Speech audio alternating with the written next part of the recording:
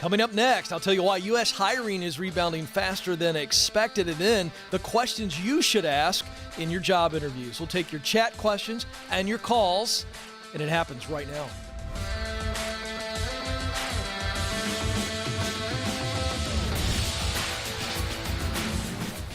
I am coming to you live from Ramsey Solutions Studios in Nashville, and you are joining a conversation about who you are, what you were created to do, where you want to do it, and how you can get there. We are talking about meaningful work.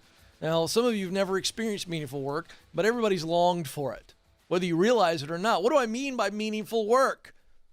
Well, what I mean is work that matters deeply to you because you see what you are accomplishing in the world through your work, and it means something deeply to you. It's not just a job that has good 401k and good health insurance benefits. This is why people are miserable on Monday mornings, because after a while, it's pretty clear to you that it's not about the salary, it's not about the benefits or the 401k. There's something missing. And this is because we were all created to work. I didn't say created to be workaholics. I didn't say that your entire value in life is about your work. What I said was you were created to work, to create results. Living and working on purpose includes working on purpose. You were created to fill a unique role in this world through your work.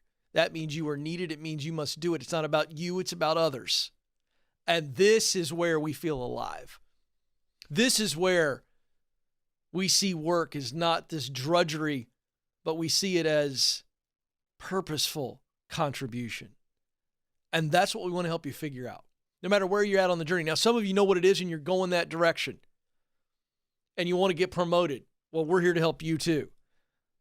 But if you're not where you want to be, whether you don't know what it is or you know what it is, you know how to get there, you know what it is, you know how to get there, but you're scared to take the step, or you're already on the ladder and you just want to keep moving up. Wherever you fall in those categories, we're here for you. 844-747-2577. You get to call in. What are you waiting on? I got all these people interacting with me, Madison and Joe, on Instagram. I keep telling them. I was all over my DMs this weekend on Instagram, at Ken Coleman, by the way. All over my DMs going, call the show, call the show, call the show. I can't answer that on an Instagram DM. Call the show. And so let me remind you, before we get into our content, we will change your name. We will change your location. Had a lady reach out to me on Instagram. Works for a big-time Fortune 500 company, Joe. She said, toxic culture. What do I do? I said, call the show, change your state, change your name, change the industry you're in. I don't care. And we'll help you. You're one phone call away from clarity. And then confidence, and then courage. 844-747-2577, 844-747-2577 is the number. To the phones will go in a few minutes. But first, I've got some good news. Not all news do I agree with. This news I agree with, and it is good.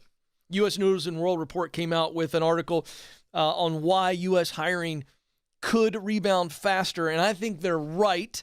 Going to focus in on some of this. Let's set the context for where we are right now in 2021. Hiring has been weak for 6 straight months, and nearly 10 million jobs still remain lost since the coronavirus pandemic created an artificial economic shutdown.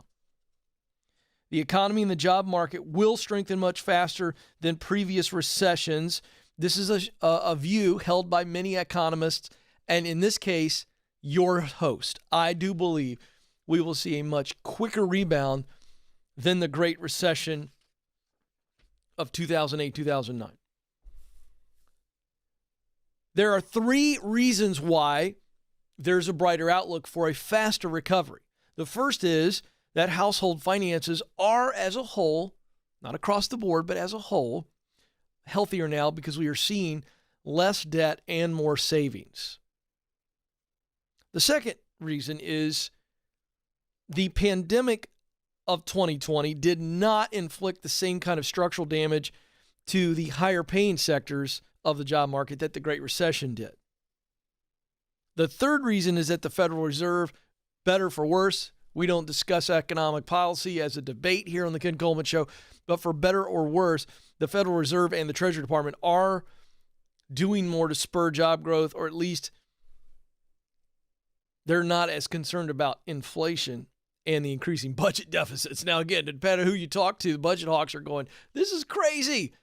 But there is at least some artificial pumping going on that has kept things somewhat stable. Now, how that plays out, that still remains to be seen. I'm not a fan of inflation. I'm not a fan of budget deficits. Okay, but those three things together, combined with the fact that you have a lot of people in the upper, let's call it upper middle class to upper class, who their jobs haven't been disrupted at all. They've got a lot of money on the sidelines they're holding back.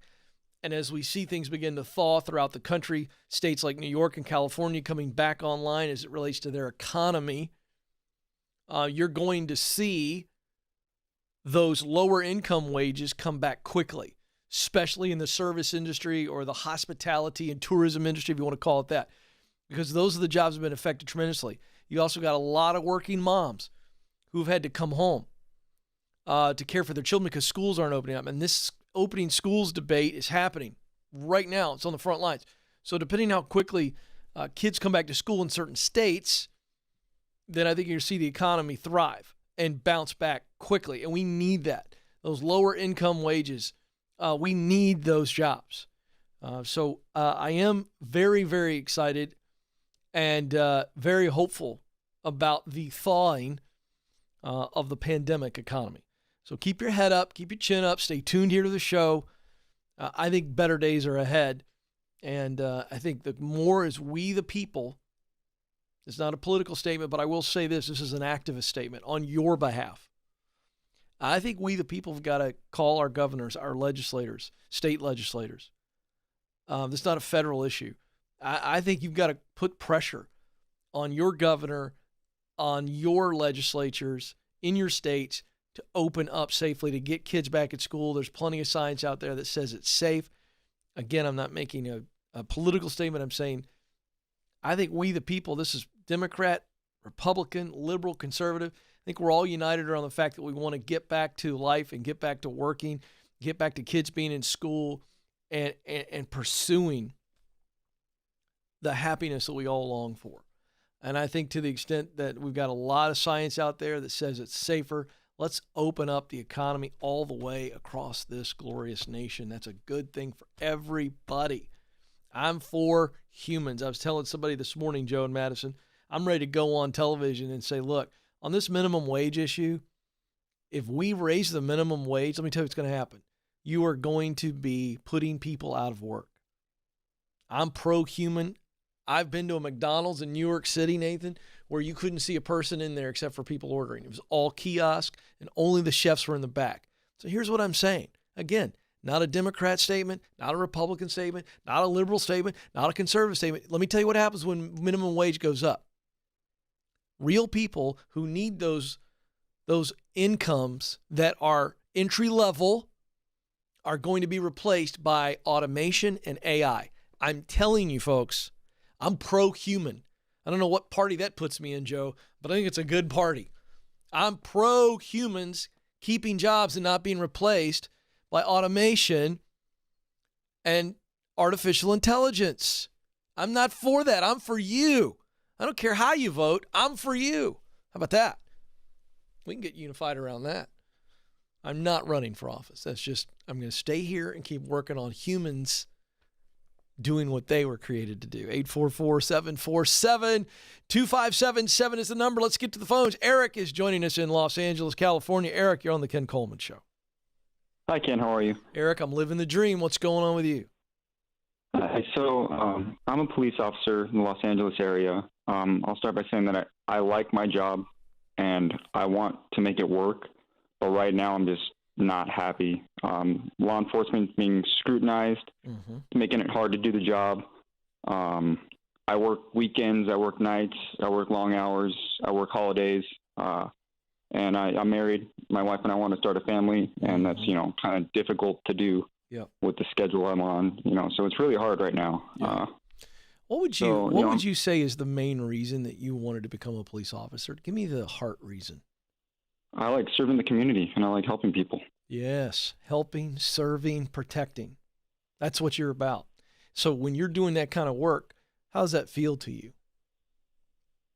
When I'm actually able to do it, it feels good. Yeah. So have you given thought to other ways that you can help, serve, protect that does not include being a police officer? I have, yeah. I've considered, the fire department, things like that. Mm-hmm. Now, let me ask you this. What if the public scrutiny did not exist the way it does, and the crazy long hours did not exist the way they do now? Would you be calling me about changing? No. Okay. So do you see the conundrum here? I do. So on one hand, there is other work. I teach in the sweet spot. There are multiple jobs, multiple career paths, even multiple dream jobs. You've heard me say that, I guess? I have. Yeah, so I really believe that. So on one hand, there are other ways, other directions you can go. On the other hand, I wonder if we didn't change locations and zip codes, could we change those two? And maybe there's a third or fourth variable, but those two variables, which are the unfortunately, all police officers are being bundled into a bad group of apples. And in certain cities, it's worse than others. So you've got your environment there, and then you've got the long hours. So I guess there's two ways to get about this. Have you thought of both of those ways? One is we change locations to same work, different location. And then the other one is we just change the type of work we're doing. We get out of police work altogether. What are your thoughts? Location is, a difficult thing. We're so established in our area, and I'm not sure that the grass is greener on the other side. Switching departments or things like that. I'm not. Here's how you find out though. Sure you got to start hanging out with some firemen. I'm serious. Yeah, okay. No, I mean how? Yeah. So unless you were talking about grass is greener in a different city, is that what you meant? That's what I thought you were referring to. Is switching like the department or. I'm telling you right now, I'm just making this up, but I mean, if you come to certain parts of the South, it's a whole different ballgame. Yeah. I'm just being real with you. I'm sure it's that way in the Midwest too. Yeah, I could see that. Hey, all of a sudden, Minneapolis, they've changed their tune pretty quick. I'm not telling you to go to Minneapolis, but I'm just telling you, that's an option, but I don't think it's an option for you. It's an option, but not an option for you because of family or whatever. You want to do life in LA, so that's fine. Don't look back. So now it's, let's start hanging out with some firemen. Let's start hanging out with some EMTs. Let's start hanging out with, I don't know, big time security guys that work, big time security, corporate security. I mean, I just think you have to look at what are my other options out there that still allow me to protect, serve, because that's why you became a police officer. So to me, it's the proximity principle, which says in order to do what Eric wants to do, he's got to be around people that are doing it and in places where it is happening.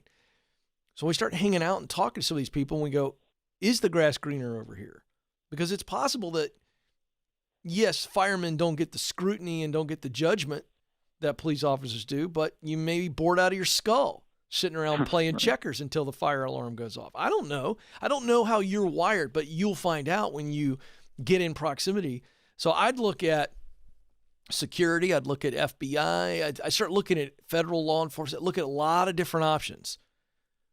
And then when you do that, you start talking to people that are doing that, and you get a good idea whether or not your heart will feel that same overwhelming sense of meaning that you have when you are doing police work and not being hampered. Mm-hmm. Okay. I think we've covered it. I went ahead and jumped ahead of the game. I mean, I knew what you were going to ask. Right. So I went ahead and jumped to it. Yeah. But I think that's what's before you. Now. Yeah, and like I said, I do enjoy the career. So, it's just, I wouldn't want to leave the career. Jumping over to a different side of serving the community, like being a fireman, is something I definitely consider. But yeah, I'm not asking you or telling you to leave the career. I'm just saying that there's police work, and then there's other types of protect and serve work. That's what I'd call it. Right. Okay. right? Right. You agree you're with right. me that you're really about protecting and serving? Yes. Yeah. Yeah, So now let me just say this, because we didn't cover this. If you feel like circumstances will change, then I'd say bite the stick. But I feel like the hours combined with the toxicity in Los Angeles towards police, I think that combo is a left-right that just is eventually going to knock you out. I don't know if you can put up with it. Can you keep putting up with it for much longer? As far as the hours go, the hours will change based on my seniority level. Okay. The more time I have on, the better the hours get. So let's look forward. Let's put a date in mind. When would that start to change where your hours would get better?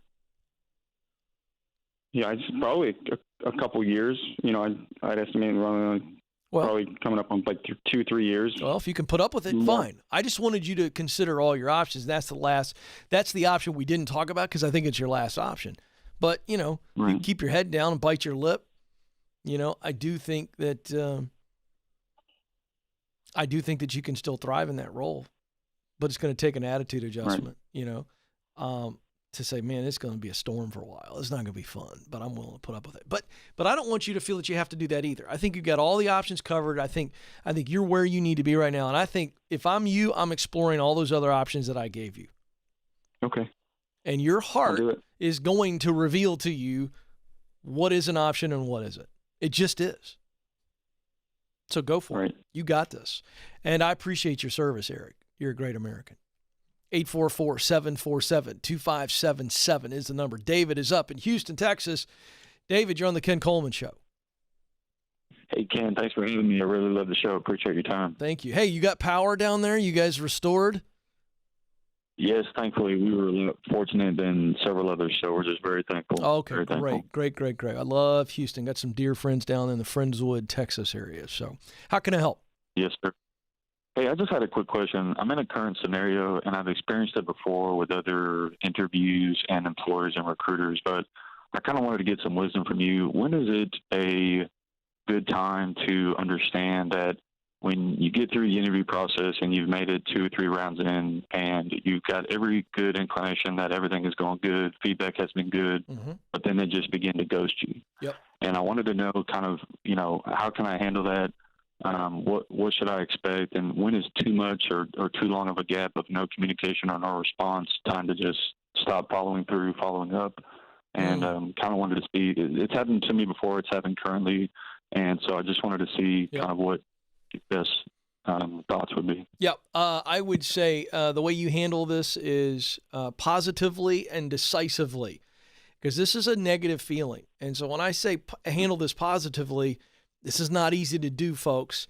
But David, this isn't a David thing. This is a current era thing, and it really bothers me. It really burns my biscuits, all right? I don't like this, but this is the world we live in. And here's what's going on. This ghosting thing where you go through the interview process and all you're getting is favorable feedback, and then all of a sudden just boom, gone. That's what David's referring to. David's younger. This is kind of a younger term. This ghosting means they just disappear. They're gone. And it's like, what happened? It's a very disconcerting feeling, isn't it, David? It's very, And the hard part about it too is that, I took your course. I did your course. I bought your resume templates, used that. They worked really well. I got the first steps and the interviews out of the way, but this isn't the first time it's happened, and it's happened other times before. And I just, but here's the deal. Here's the deal. You got to get over it. We got to get over it. We're going to let it go, like the song from Frozen. Okay. So I just wanted people to understand that this isn't a David thing. This is a culture thing. And here's what happens, because there's so many applicants now and people flood jobs. There's so many applicants and they go through the process. This has become about efficiency. And so what happens is, as these hiring managers or these HR departments start sifting through the candidates, once somebody has become kind of the primary one, they don't do a good job of communicating to say, hey, we've moved on. And some companies do a good job. Not every company, but I'm saying some do a nice job of saying, hey, thanks, but no thanks. It's not, it's, right. it's and that's not all you, I'm it's kind of us. looking for. I know. That's But here's the deal. So do I say, do I send one last kind of, Well, no. How long has it correspondence? been? How long has it been since you've heard anything from this last job? 2 weeks. Yeah, you know what? Here's my point. The ball is in their court. You don't need to send them another email. This is a myth that we have, that I've got to send them an email. Let me give you a silly analogy. When you were dating in high school or college or whatever, maybe if you're still a single guy, I don't know. The point is that when you went out with a gal and then you called her back just to think about a second date or to ask her out again, and she never returns your call or she doesn't return your text, and it goes on for 2 weeks like this, do you feel like you need to send one more text or one more phone call to get closure, or do you think you've gotten the message by now? No, I would just let it go. Yeah, so she's going to call you back if she wants to go out with you, yes or no? Yeah. So I would not send another thing. I would move on. If they don't show you enough dignity and respect to communicate well with you, then you keep moving. You don't need to send them another, hey, this is my last time. I'm going to move on if you guys don't get back to me. No, that doesn't help anybody. Okay. So what I would say is keep moving forward. Talk to who wants to talk to you. You got to really work the proximity principle. I know you got my Get Hired course. You have got to leverage relationships. Relationships. Connections from those relationships to the next connection, to the next connection. That's how you get the gig. But don't sit around and stew. The ball's in their court. You did the interview. You did a good job. They gave you good feedback. If they want you, they'll call you. If they don't call you, you must assume they went with somebody else. And then if they're just bad at communication, and then they call you back a week from now, David, and you've already got another gig, you can tell them, hey, I moved on. I didn't want to bug you. I'm still available, but I'm already in another process. Folks, don't overthink this. Don't look desperate. And I'm telling you, Joe, if I called a gal after the first date and she's not calling me back, I need some dignity, man. There's other fish in the sea, I believe is what we used to say, right? So there you go. Hey, real quick. Hey, I want to hear from you. I love you folks. You know I'm deeply, deeply passionate about helping you discover what you were created to do and then come up with a plan to get there and then see you climb up the ladder, and then we celebrate when you're doing work that you were created to do. And the show's growing, but part of growing is I want to hear back from you. Now, we hear nice things. This is not I'm not fishing for compliments, but what I do want to know is your opinion. So here's the deal. We want to know what content you want more of, less of, what you enjoy, things that you feel like, hey, Ken, I wish you would provide me this, some things that are missing that you would like. So to share your thoughts, we want you to text the word share, S-H-A-R-E, just the word share. It's right there on the screen. Text the word share to 33789. The number is 33789. Now, here's the deal. It's only going to take you 15 minutes, but it's a quick 15-minute survey. You move along. It's not making you think. It's just boom, boom, boom, boom, boom. Want to know what you think. And if you take the survey, you're automatically entered for a chance to win a $100 Amazon gift card. So 15 minutes. Because you love the show or you enjoy the show, we'd love your feedback. Text the word share to 33789. Take the survey and you're entered to win a $100 Amazon gift card. So thank you for that. All right, quick break. When we come back, we'll do a little Momentum Monday, and we're going to teach on the questions that you need to be asking in your job interview to stand out. Don't miss that. Ken Coleman Show continues in just a moment.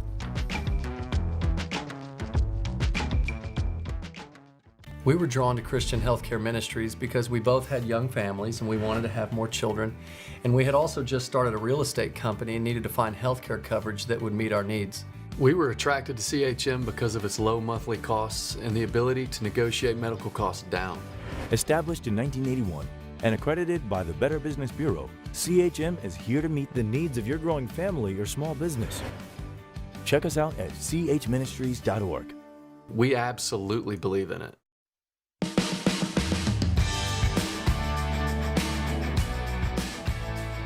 The Ken Coleman Show continues live from our Ramsey Solutions worldwide headquarters. Thrilled to have you with us. 844-747-2577. 844-747-2577. Hey, do you enjoy the show? Is it helping you? If you answered yes, would you quickly, right now, whether you're watching live or you're watching later, go right down below the video window and give us a thumbs up and subscribe if you haven't subscribed. We're growing on YouTube, and there's nothing like this on YouTube. And this is not the normal kind of stuff that people search for. Well, you want people on YouTube who are just searching and searching and searching, trying to salve their wounds from whatever's going on in their life, those who don't have any meaning in their work and they're just bored out of their skull. I want them to know that there is an oasis, if you will, of purpose and meaning and positivity and practical steps to take to love your work and to do something that matters deeply to you. Hit the subscribe button, hit the thumbs up right there below the video window, and share a link, whether it be one of our clips or a full show, to someone that you believe needs it. I would appreciate that because we are growing, but we want the world of YouTube to know, literally the globe, that there's a call-in show that they can get clarity and confidence and courage by just watching. So thank you for that. All right, Joseph, what we do on Mondays, we love to read updates from you, the listener. And here's how you give us an update. Send us an email to ask@kencoleman.com. Ask@kencoleman.com. And we love these little updates. Sometimes it's big, sometimes just a little small update. But it is encouraging to the audience when we read your stories of momentum. So we call it Momentum Monday. Joe, take it away. All right, our first email comes in from Karen. She says, Ken, when I had to change jobs in 2020, I ended up at a job which quickly became apparent that it was not a good fit for me. A friend of mine told me to read your book, The Proximity Principle, and I did. Well, towards the end of 2020, I reached out to someone that I enjoyed working for in the past who I knew appreciated my work ethic and my ability to work independently. So I looked to see if he had a job that'd be a good fit for me. Well, the company created a job for me, and now I'm thriving in my career as a programmer doing the innovative work that I enjoy. Now listen to Karen's update. All it took was some courage to reach out to someone in my web of connections, and they created a job for me. Just reaching out. Karen just reached out and grabbed the branch of the tree and shook it a little bit, and the fruit fell off the limb. Good job, Karen. Way to go. Next email comes in from Kevin. Ken, I was in a job that I enjoyed, but due to ethical reasons, I decided I had to leave. I started using your resume template, but I didn't have any people to put in the Who I Know section. And since I have 30 plus years of work experience, it was really important to cull it down to just my relevant experience versus a laundry list of everything I'd ever done. A similar position opened up at a competitor, so I applied on Indeed with your template. Knowing my cold resume submission probably didn't stand a chance, I called the corporate office and tracked down the corporate recruiter responsible for the position. She virtually hand-delivered my resume to the branch manager, and I got the interview, and I got the job. Now, that's one way of doing it. You don't know anybody? Then meet somebody. Kevin, that's great. That's fantastic. That's really good. Madison, I want to make sure we share this email on Instagram. Joe, I'm going to put this over here, and I want that needs to go on Instagram. That's going to encourage some people. By the way, you need to be following me on Instagram at Ken Coleman. I'm going to teach today out of one of our Instagram posts. And then finally, it's because I was getting ready to read an email from Andy.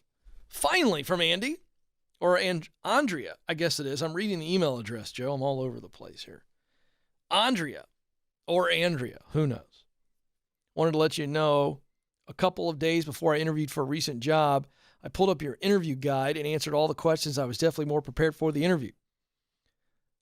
I also used your touchpoint timeline, which is the follow-up guide after the interview, and I used the thank you notes as a guide. The person approached me about the job was a previous coworker, and she and the other people in the company knew me, so what you teach is so spot on about your web of connections. Thank you again for the help. Andrea, you did the work. That is awesome stuff. I love it, Joe. Love those updates. If you would like to send in your momentum updates where you're making momentum, email us, ask@kencoleman.com, or you can go to my Instagram page at Ken Coleman and you can send me a direct message and we will get it there. All right, let's go to the chat room. Another way for you to submit your questions. Let's see what we've got. Talking Turkey writes in, how do you think personality plays into choosing your career? You know, I get this question a lot.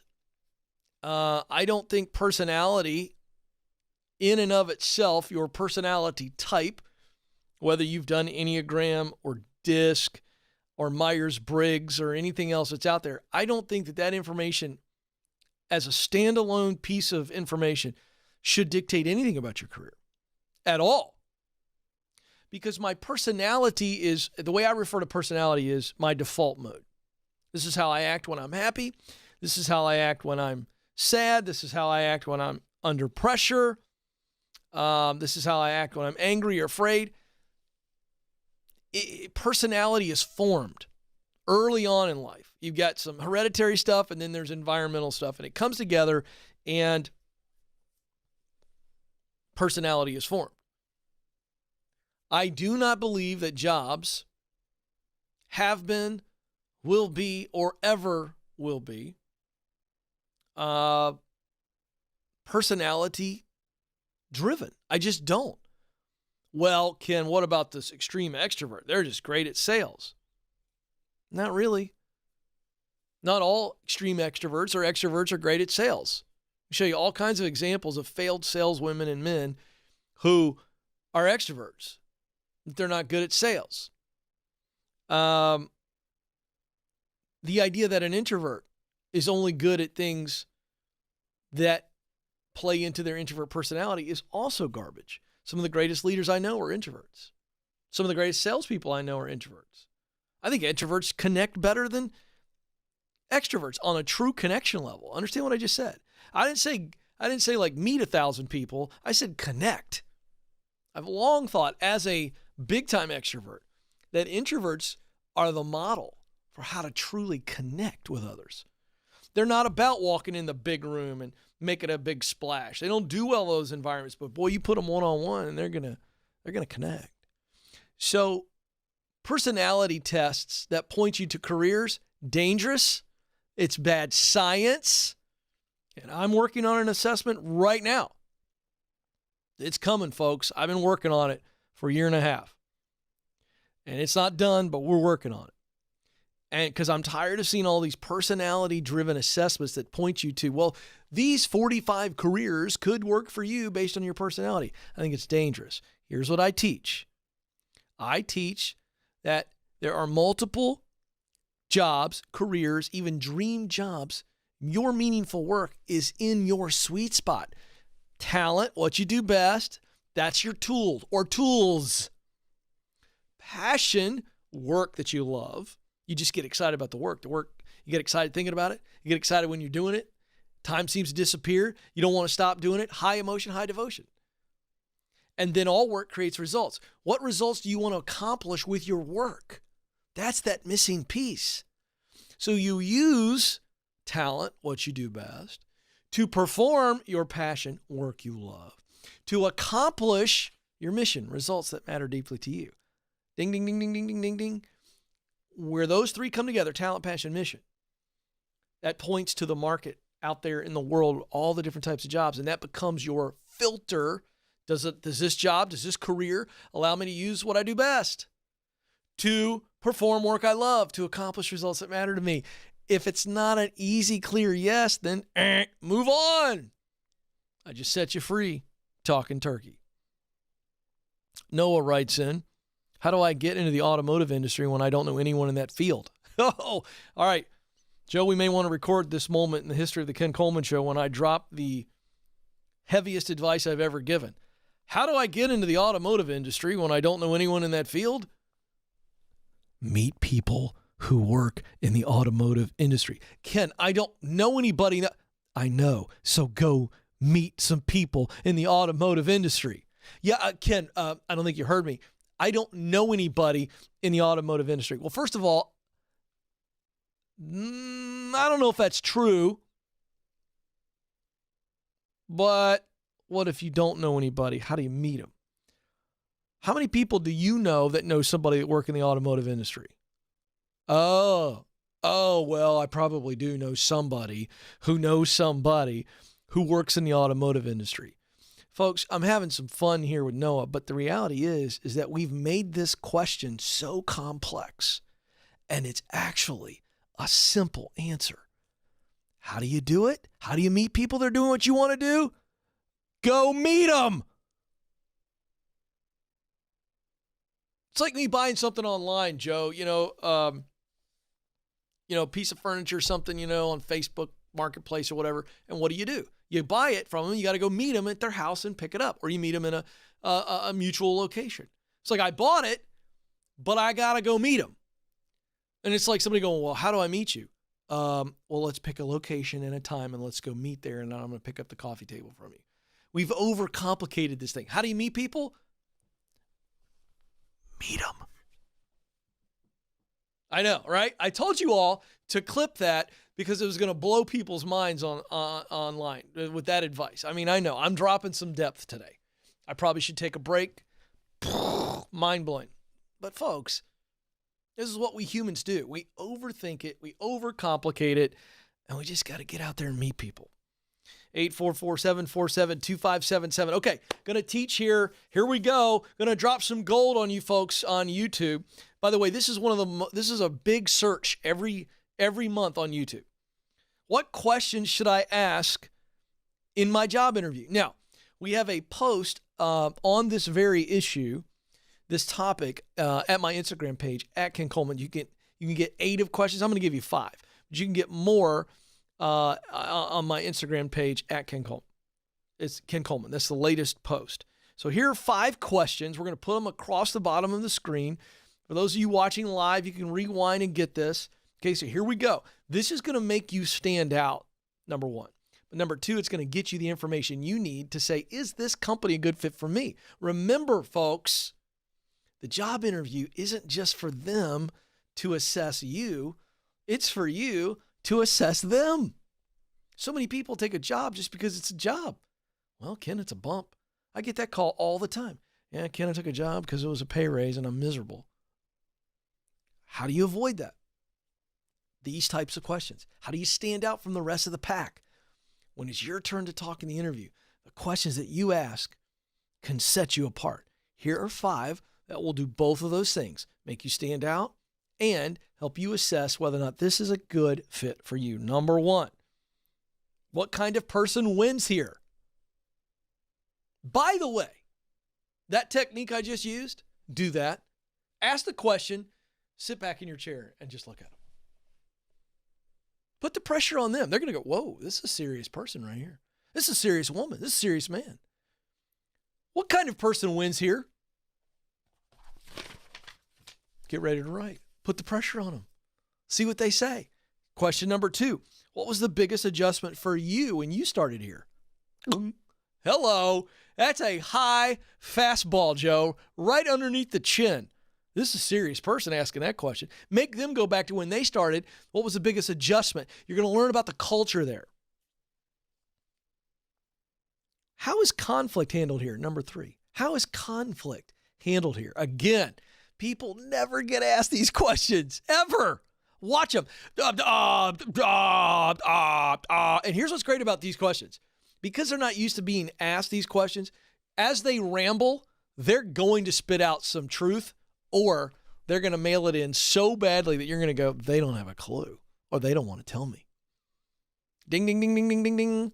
Number 4, and this is about you and your role. How will you measure success for this position that I'm interviewing? How will we measure success? My success. If I get the job, how will we measure it? Oh, that's a good one. You're going to find out real quickly if this potential leader has their acting gear. And then number 5, what adjectives would you use to describe the culture here? Now, again, I'm coming back around. That's on purpose. I got them ordered that way because it's kind of like a little jab, left, left, left, and then boom, right cross. We want to keep these people off guard in the interview so that you look like you're really prepared, and they're like, whoa. Plus, we want raw answers, not prepared answers. What adjectives would you use to describe the culture here? That's the 5th and final question. There's 3 more in the Instagram post that you can get at Ken Coleman. Go check it out. And again, How to Win the Interview. It's a free guide at kencoleman.com that'll prepare you for more questions to ask so that you look impressive and you discover what you need to figure out in your next job interview. All right, my time is almost up. But before I let you go, I want you to know that you matter and you do have what it takes. Thank you so much for joining us. Until next time, this is the Ken Coleman Show. Press on.